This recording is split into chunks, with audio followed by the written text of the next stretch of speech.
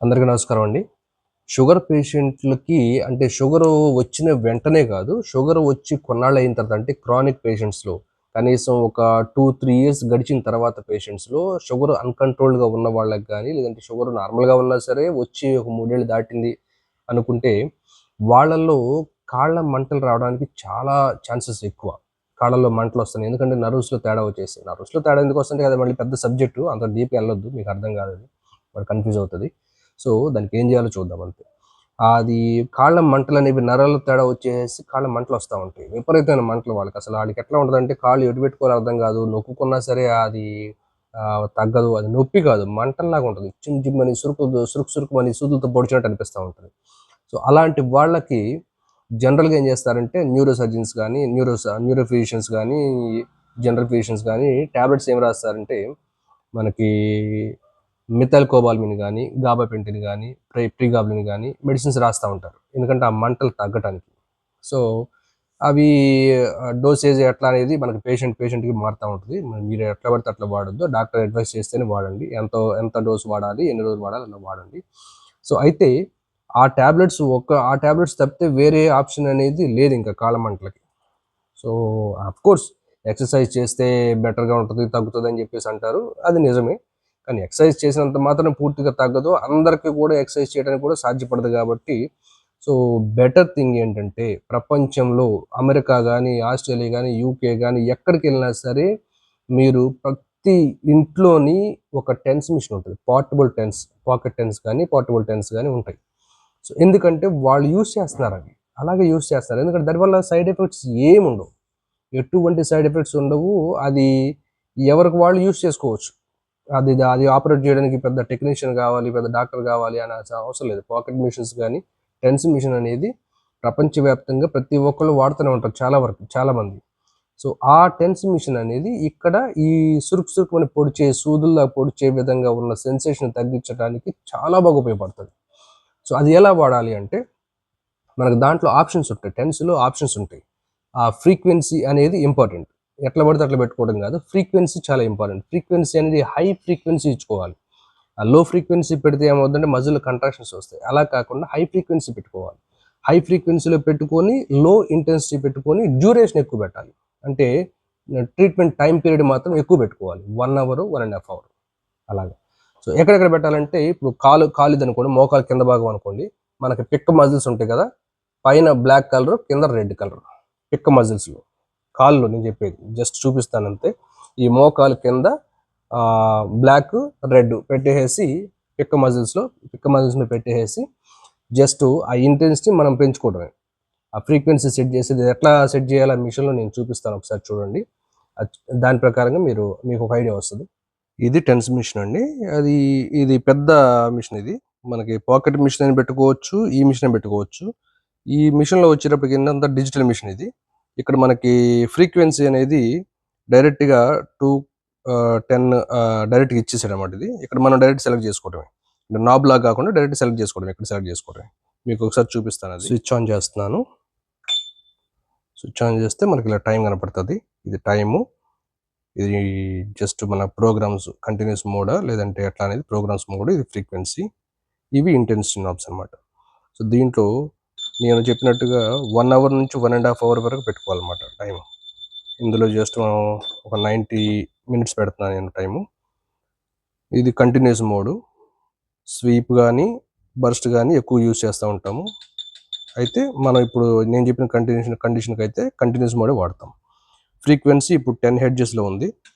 దాన్ని మనం 80 హెర్ట్జ్ తీసుకెళ్తున్నాం. 80 నుంచి 150 హెర్ట్జ్ మధ్యలో పెట్టుకోవాలన్నమాట ఈ కండిషన్‌కి. అది. అయితే ఇందులో ఇది 4 ఛానెల్ టెన్స్ కాబట్టి 4 ఛానెల్స్ 4 వైర్స్ కనెక్ట్ చేసుకోవచ్చు.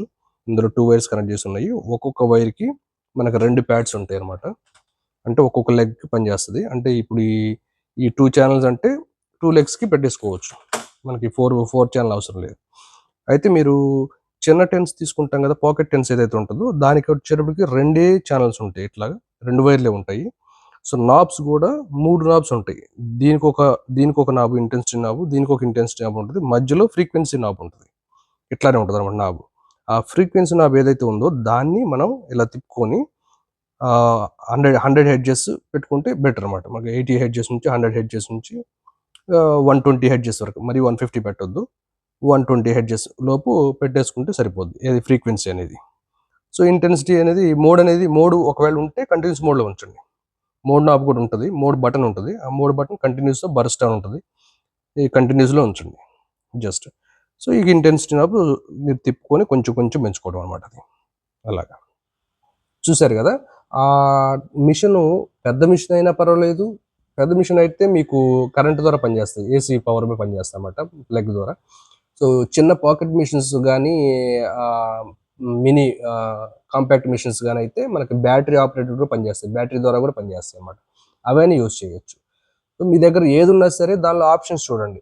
కంపల్సరీగా intensity knob, frequency knob, mode, continuous mode, burst mode పెట్టడానికి మోడ్ బటన్ ఉంటాయి, డెఫినెట్గా ఉంటాయి. ఏ మిషన్ అయినా ఏ కంపెనీ అయినా సరే. సో మ్యాక్సిమం అవి ఉంటాయి అన్నమాట. అందులో మనకి ఫ్రీక్వెన్సీ అనేది నేను చెప్పినట్టుగా సెట్ చేసుకొని 1 అవర్ నుంచి 1.5 అవర్ అంతే.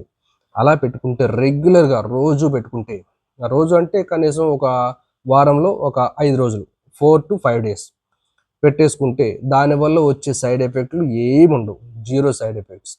అది పెట్టుకోవడం వల్ల ఎందుకు తగ్గుతాయి అంటే, అవి మనకు ఆ మిషన్ ఏం చేస్తుందంటే నర్వ్స్ని స్టిమ్యులేట్ చేసి ఆ నర్వ్స్ ద్వారా ఆ ఇంటెన్సిటీ అనేది, మనకు ఆ సెన్సేషన్ అనేది నర్వ్స్ ద్వారా బ్రెయిన్కి క్యారీ అయ్యి బ్రెయిన్లోని ఎండార్ఫిన్స్ రిలీజ్ చేస్తుంది. మీకు ఆల్రెడీ ఇంతకుముందు వీడియోలో కూడా ఎక్స్ప్లెయిన్ చేశాను నేను.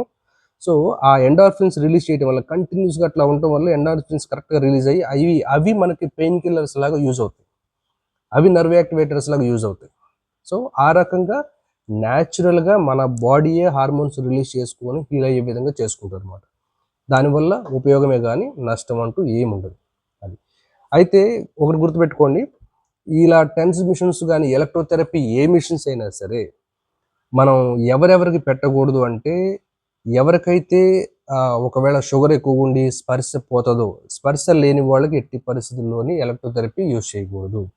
డాక్టర్ పర్యవేక్షణలోనే యూజ్ చేయాలి, ఎవరి కాళ్ళు యూజ్ చేయాలి, సొంతగా యూజ్ చేయొద్దు. స్పర్శ పూర్తిగా పోయిన వాళ్ళ సంగతి చెప్తున్నాను. అంటే ఇక టచ్ చేసినా తెలియట్లేదు అనుకుంటే అటువంటి వాళ్ళకి ఎలక్ట్రోథెరపీ యూజ్ చేయొద్దు, ఎట్టి పరిస్థితులు యూజ్ చేయొద్దు.